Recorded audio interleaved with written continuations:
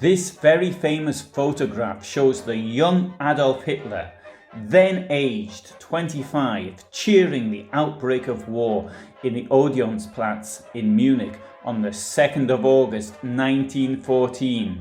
War had been declared on Russia the previous evening at 7:10.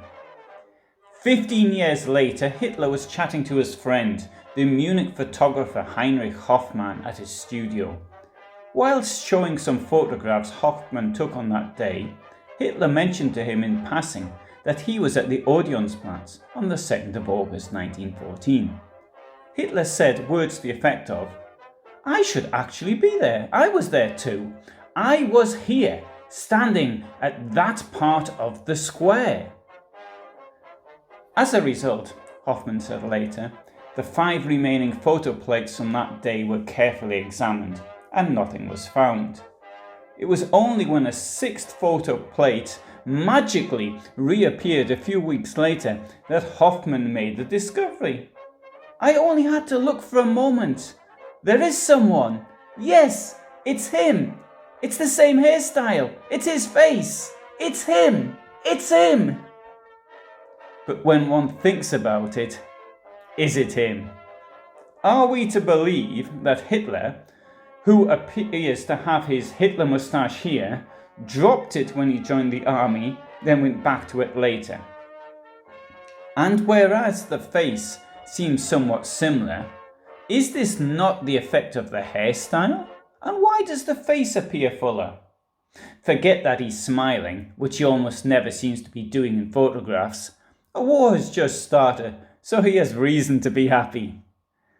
A close examination showed that the hair had been retouched.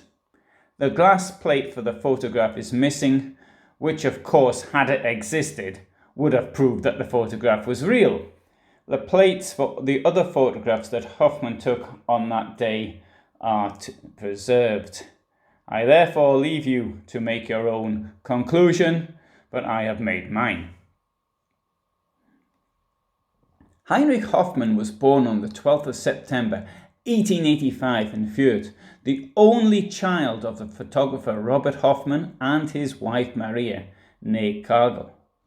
After leaving school, he did an apprenticeship as a photographer in his father's company. Like Hitler, he'd wanted to be a painter, but his father insisted that he follow in his footsteps. Those footsteps took him a long way. Hoffman studied with the Heidelberg University photographer Langbeen and in the Theobald photo studio in Frankfurt am Main. In the summers of 1903 to 1906, he worked for Thomas Voigt in Bad Homburg, who claimed to be the Kaiser's photographer. He worked as an assistant for Camilla Ruff in Zurich and in the Munich photo studios Elvira and Reutlingerhad. But most exciting of all, he worked for the press photographer Emil Otto Hoppe in London.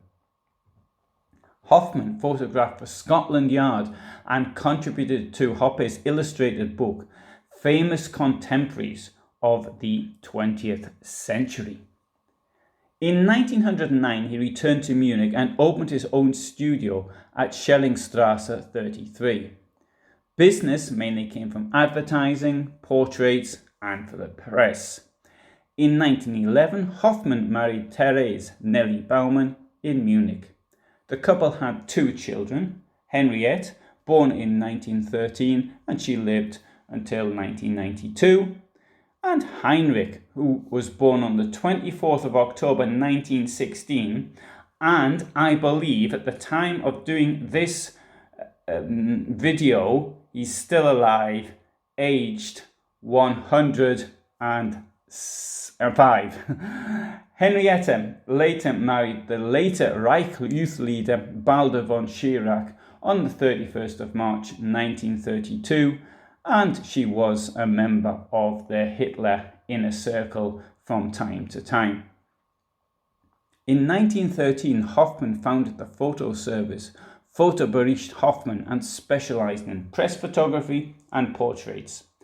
In addition, he managed a large postcard sales company and in addition to the Münchner Illustrierte Zeitung, also supplied agencies in Berlin, and from there via syndicated services, his photographs went to several countries. He was drafted into the army in August 1917, where he was also a photographer. After the end of the war in 1918, he resumed his work as a press photographer and reported on the Munich Soviet Republic in 1919. Around this time he met Dietrich Eckart, the editor of the Völkischer Beobachter and the publisher of the vicious racist magazine Auf gut Deutsch, for which he became distributor. On the 6th of April 1920, he joined the Nazi Party. Due to these contacts, he got business from Nazi Party leaders, including Hermann Göring, Rudolf Hess, and soon afterwards, Hitler. He participated in the Beer Hall Putsch in 1923 as a photographer. When the Nazi Party was banned following the Beer Hall Putsch, he joined another similar organisation and returned to the Nazi Party as soon as the ban was lifted. In 1926, he was one of the founders of the weekly magazine Illustrierte Beobachter. He helped Hitler in his speeches, photographing his rehearsed poses to see if they would work or not on an audience. These Hitler photographs are the work of Hoffman. In 1929, Hoffman hired Eva Braun as an assistant. She later met Hitler at the studio. Now let's return to the photograph. There were other photographs of the rally on Odeonsplatz published in the Illustrierte Beobachter in 1930, but none of them had the future dictator. It could be, of course, that Hoffman wanted to do a favour for his friend Adolf by creating the photograph of him in the Odeonsplatz, so that would not count as forgery. In the same way as if you use Photoshop to manipulate your grandmother into the Westminster Abbey coronation of Elizabeth II in 1953. However, if your grandmother then used that photograph to aid her into becoming an evil Nazi dictator, then that would be fraud. And that is what Hoffman did. This photograph was first published on the 12th of March 1932 in the Illustrierte Beobachter on the eve of the Reich presidential election. The sensational find was made accordingly, and a enlarged section in the manner of a magnifying glass drew the reader's attention to the current presidential candidate. The caption read, "Adolf Hitler, the German patriot." August 1914, when tens of thousands of Munich residents listened to the last standing music on the historic floor in front of the Feldherrenhalle, suddenly the German national anthem broke out across the square. In the middle of the crowd stood, his eyes shining, Adolf Hitler. In the previous election campaign, Hitler's opponents attacked the Nazi leader for fleeing military service in the Austro-Hungarian army and therefore questioned his patriotism and willingness to fight for his country. In this situation, the photo fit perfectly into the Hitler propaganda message. Hitler's opponent in the election was war hero Paul von Hindenburg. Why would any nationalist choose an Austrian draft dodger over the man who won the Battle of Tannenberg? The picture really became popular after the Nazis came to power. On the 20th anniversary of the beginning of the war in 1934, the Völkischer Beobachter printed it, and it has been used many times since in many countries. I can recall it from a book at school, as I'm sure many of you can too. Photographic manipulation was, of course, common even then. For example, here we have the February 1897 photograph of the St. Petersburg Union of the struggle for the emancipation of the working class, with Lenin in the front row. Behind Lenin to his right is Alexander Malchenko, who decided around 1900 that being a revolutionary was not a good career path.